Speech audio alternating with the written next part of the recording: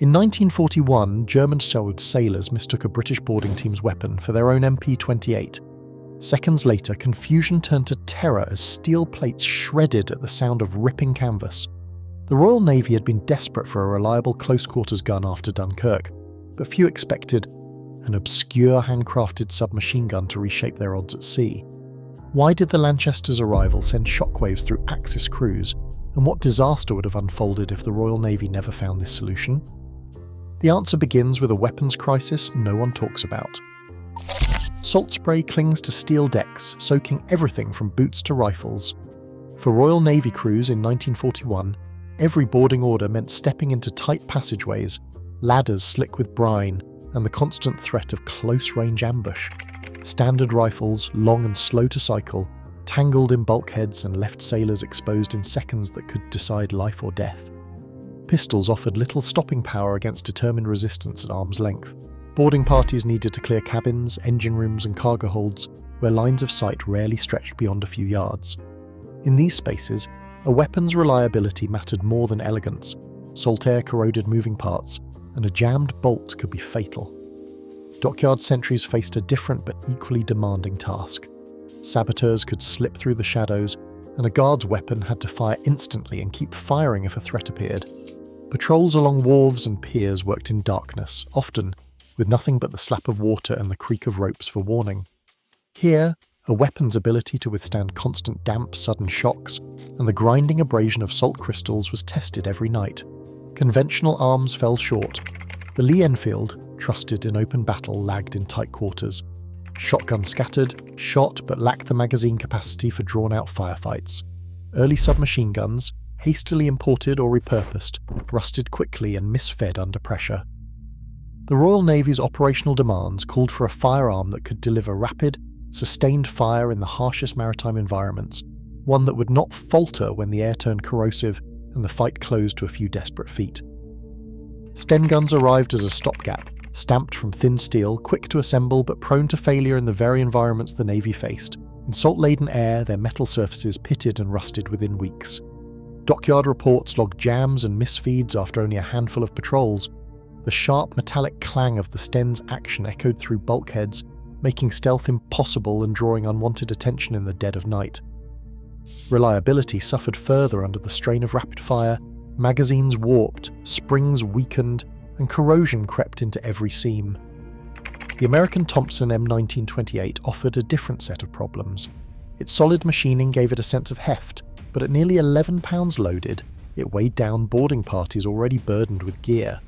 The price tag, around $200 per weapon, put it far beyond what the Royal Navy could afford for mass issue. Production bottlenecks in the United States meant that even if money were no object, supply would never meet demand. Only a handful of elite units could be equipped, leaving most crews with inferior arms. Heavy and expensive summed the problem.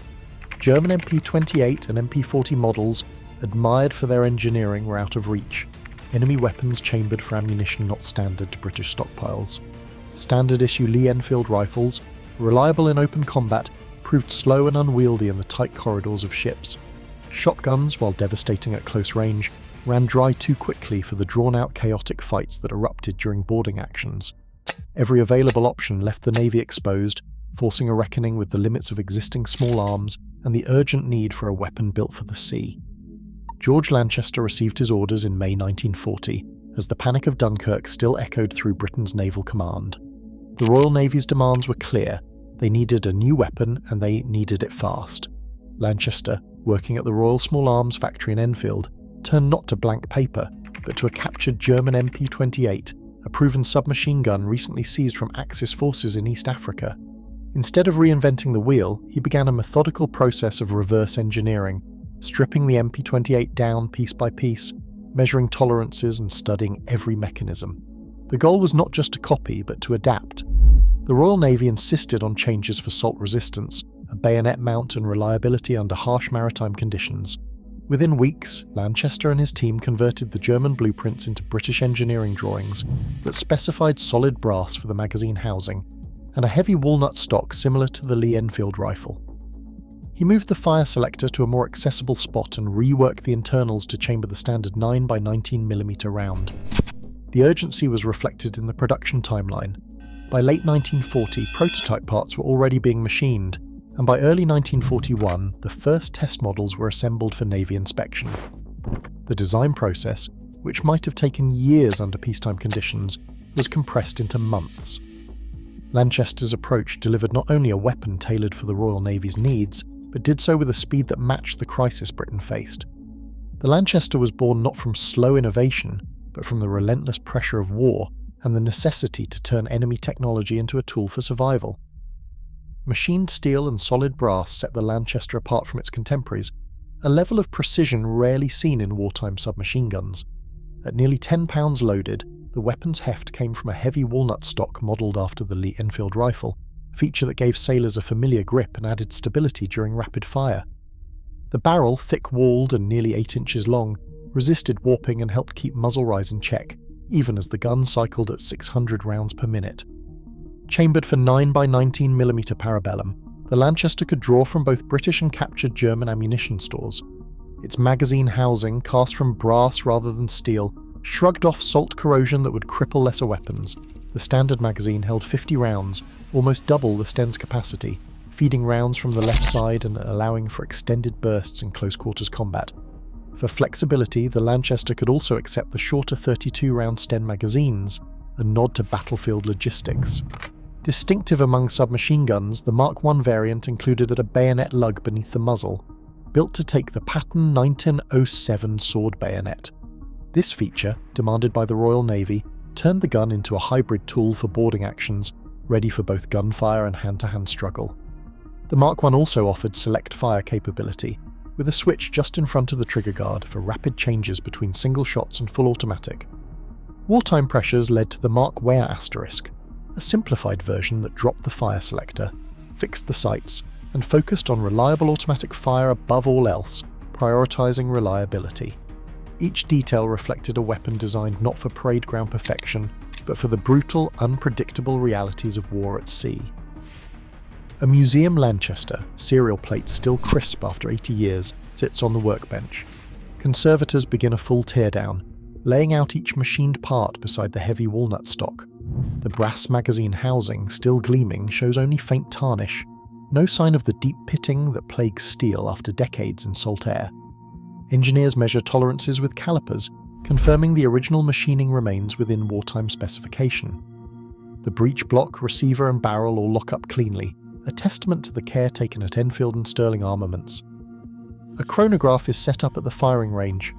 The Lanchester cycles through its 50-round magazine at a measured 600 rounds per minute, verified by accelerometer data tracing each bolt stroke. The recoil graph reveals a smooth, dampened impulse. No sharp spikes, just a steady curve shaped by the weapon's mass and barrel weight. Spent cases arc in a consistent pattern, and the groupings on target stay tight even during extended bursts. The sound registers as a deep, tearing roar, distinct from the higher-pitched chatter of a Sten or the staccato bark of a Thompson. For the corrosion test, conservators place brass and steel components in a controlled salt spray chamber. Over weeks, time-lapse footage captures steel parts darkening and pitting, while the Lanchester's brass fittings resist the elements, maintaining their finish and function. These demonstrations confirm what wartime records hinted: the Lanchester's design choices, heavy machining, brass fittings and robust stock, were not just theoretical advantages, they deliver measurable, lasting performance, even under the most punishing maritime conditions.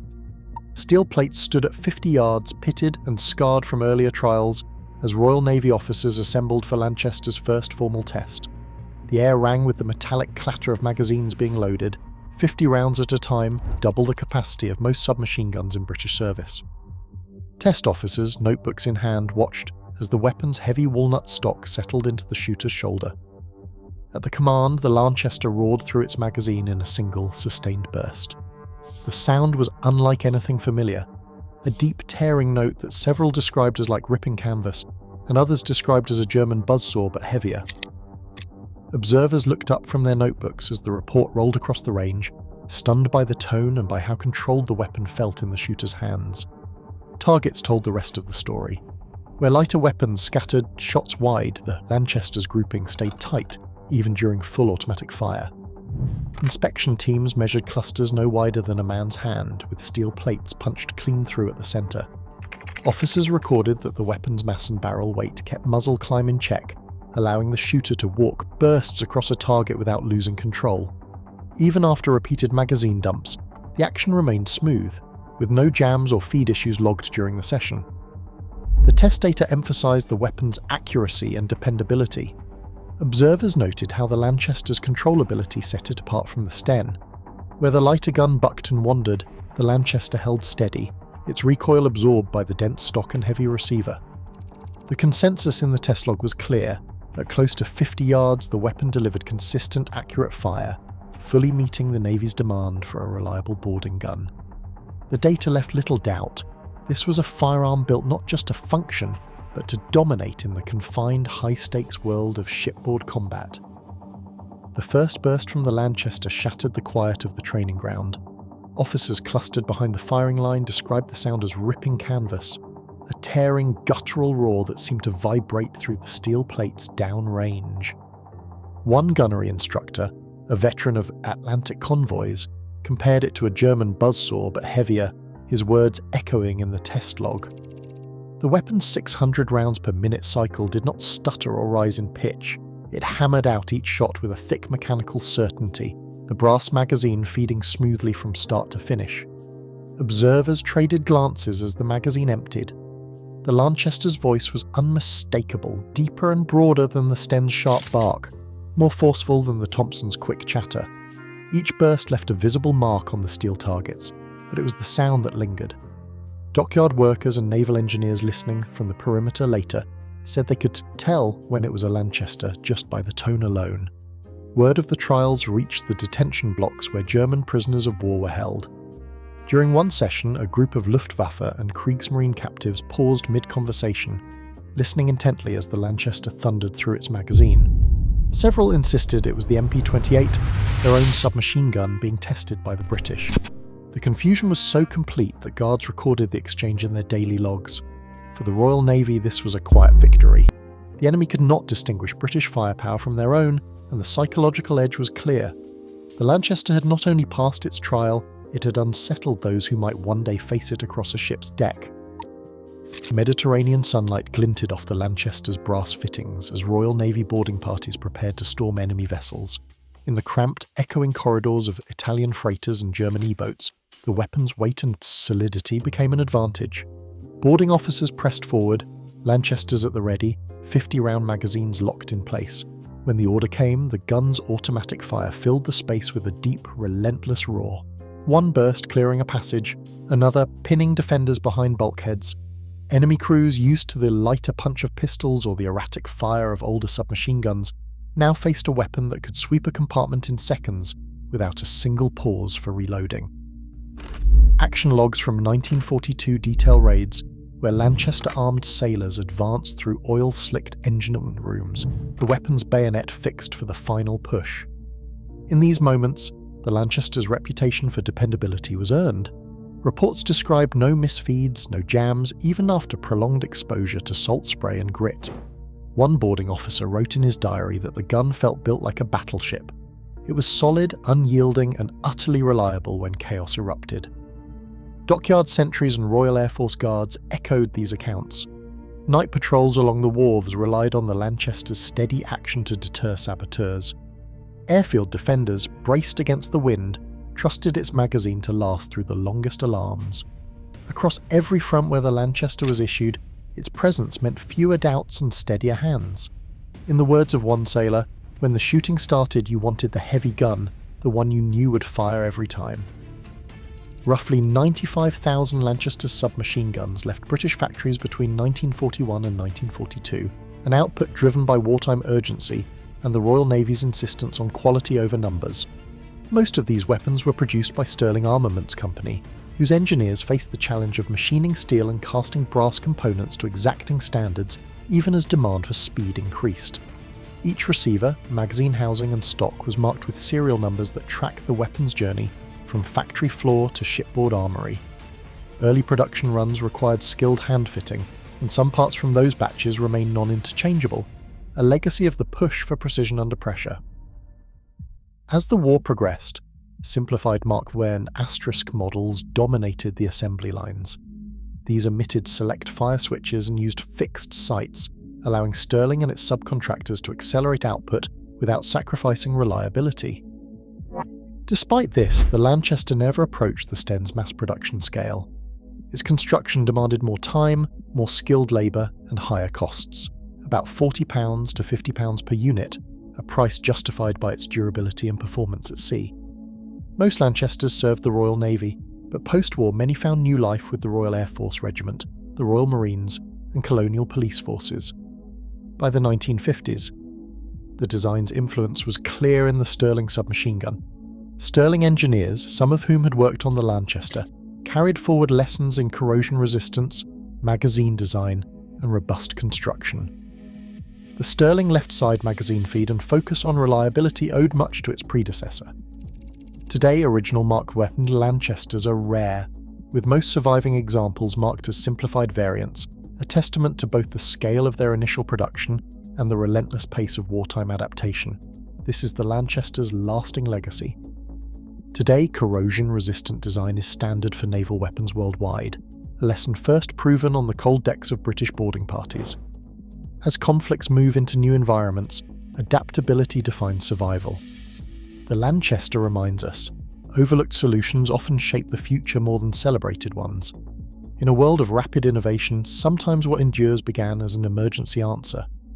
What other quiet innovations are already changing tomorrow? Share your thoughts below.